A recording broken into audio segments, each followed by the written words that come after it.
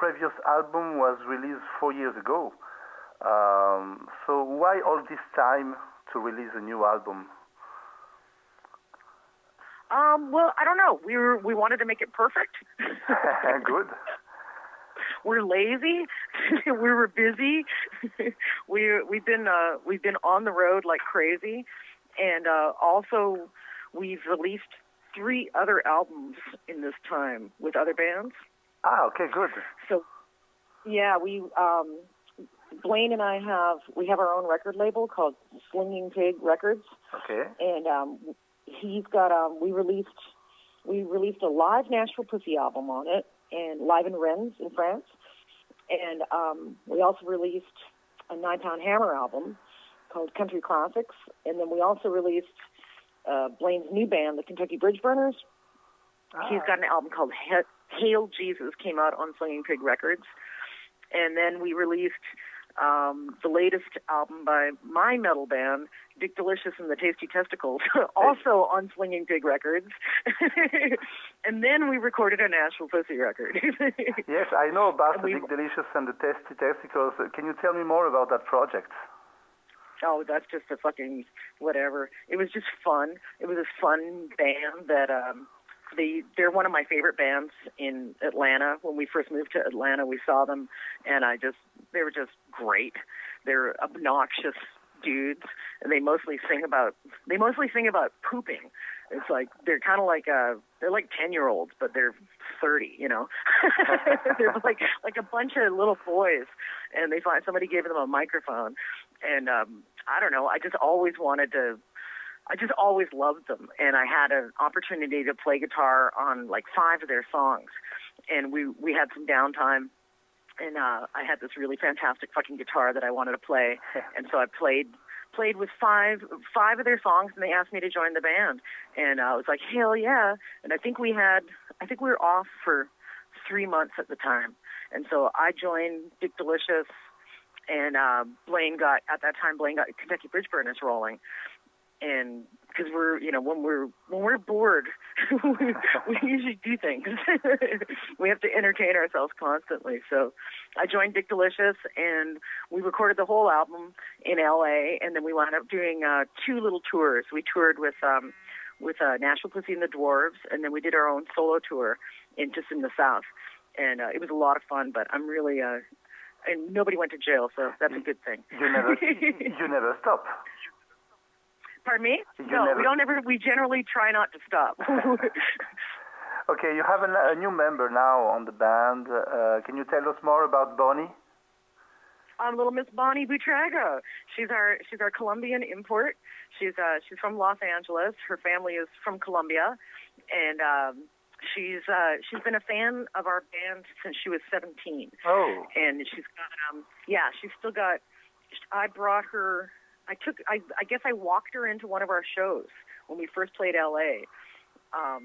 When she was underage. She wasn't allowed to go to the show. And so I snuck her in the back door and let her sit on the side of the stage while we played. And she went out and got the cat, our cat logo tattooed on her wrist when she was like 19. Yeah. And so she's been a fan of our band for her whole life. So it was really cool. We've known about her for years, and we're really, really lucky that she was available. And she's really excited about being on stage, and she's a huge fan of the band. So it's a perfect fit. Great. And she's a great bass player. Great, fantastic. We heard that the ZZ Top tour cost you a lot. How many gigs you play with them, and how was the response of the audience? It wound up being really good, but it was a definite challenge because the audience, for the most part, is like 100 years old. Yeah, absolutely. They're like I think the people who used to go see ZZ Top and party really hard, I think they're all dead now. And these are their friends. These are the people who are still alive. And so the audience was like, they were calm and they were sitting down. Like, I don't think we've ever played in front of people who sit down before. And it was just fucking challenge to make these people want to rock. But they came for ZZ Top, so we knew that we'd be able to win them over. But I think they were like, when we first come out on stage, they were like, oh shit, like fucking pussy band. And then when they realized that we're like a rock and roll blues band, they're like, oh, this band is great. Yes. And we would actually get the best. It was like the first time we ever got a standing ovation, and it was because we realized that they were all sitting down, and then they had to stand up. Good. And how many gigs you played with them? I think we had. I don't know how many it was total. I think we did about 20 shows Yes. up the West Coast, and I think maybe a dozen of those were with ZZ Top. But we'd wound up doing it. We wanted to travel in a tour bus and like go to sleep next to ZZ Top at night and wake up next to ZZ Top in the morning. So that's why we had to pay. We paid extra money to take a really nice bus. Absolutely. Okay, let's talk about the new album. What does it mean for you, Up the Dosage? I don't know. It's kind of like we're kicking it up a notch.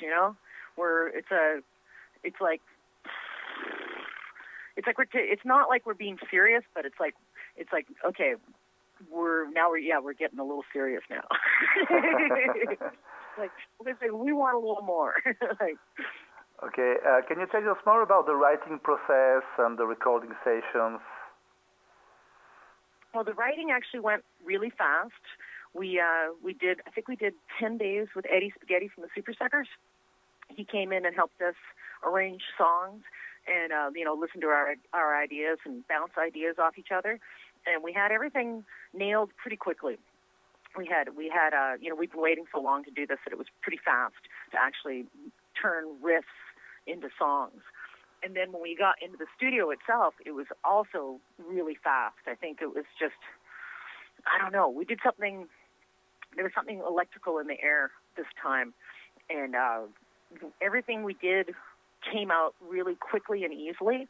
Like it was kind of like, when you put your thumb over a hose, yes. when the water is turned on and then you let your thumb off, it was like that. It was like we'd been waiting. It was like sex, It's like we'd gone 5 years without recording, and then you get in the studio and it's just like, bam, all this fucking great shit comes out of your body, and it was like an ejaculation. It was like an eruption. It was like everything.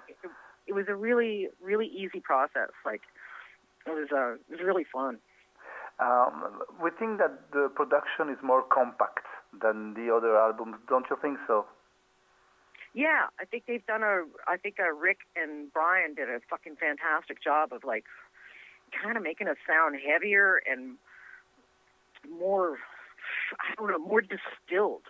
It's like a pure version of Nashville Pussy. It's like if the previous record was like a bottle of beer, this is like a shot of whiskey. Okay. Before the drugs were, and Hooray for Cocaine and Hooray for Tennessee are two songs very different from the other tracks. Is that important for you to write songs with country music influences?